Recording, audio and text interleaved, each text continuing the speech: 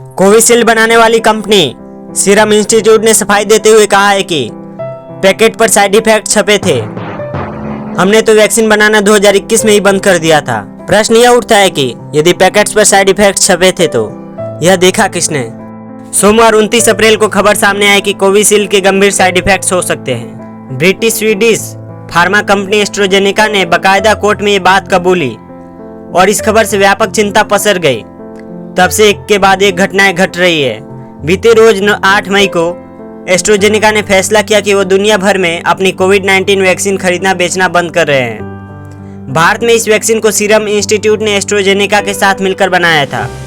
अब उनकी तरफ से भी बयान आ गया है।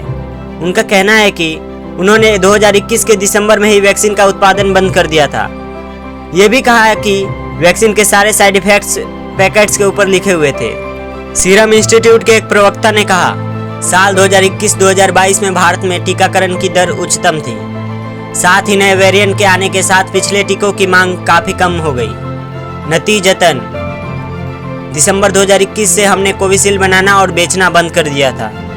देश के कोविड-19 टीकाकरण कार्यक्रम के तहत भारत में बड़े पैमाने पर 2 वैक्सीन इस्तेमाल की गई थी, कोवैक्सीन और कोविशील्ड। इनमें से सीरम ने कोविशील्ड बनाई थी और कोवैक्सीन भारत बायोटेक ने तुलना करें तो कोविशील्ड ज़्यादा इस्तेमाल की गई। जनवरी 2021 तक करीब 170 करोड़ डोज, कुल 220 करोड़ खुराकों का 79%। कोविशील्ड बनाने वाली कंपनी अब दुनिया भर से अपनी कोरोना वैक्सीन वापस लेगी। साइड इफेक्ट्स को लेकर सीरम इंस्टीट्यूट ने कहा कि हमने शुरू में ही पैकेजिंग में थ्रोम्बोसाइटोपेनिया सिंड्रोम (TTS) से लेकर थ्रोम्बोसिस समेत तमाम दुर्लभ से दुर्लभ दुष्प्रभावों का खुलासा किया था। बता दें आपको कि TTS से प्लेटलेट्स काउंट कम हो जाते हैं और खून का थक्का जम जाता है।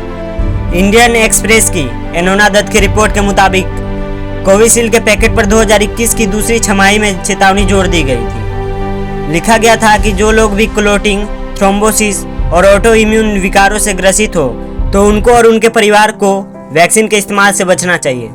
हालांकि इसमें एक पेज सामने आया है। TTS और अन्य दुर्लभ दुष्प्रभावों से जिन लोगों की मृत्यु हुई है, उनकी दलील है कि टीकाकरण अभियान के दौरान जिन्हें भी टीके लगे उन्हें तो पैकेज इंसर्ट दिखाया नहीं गया।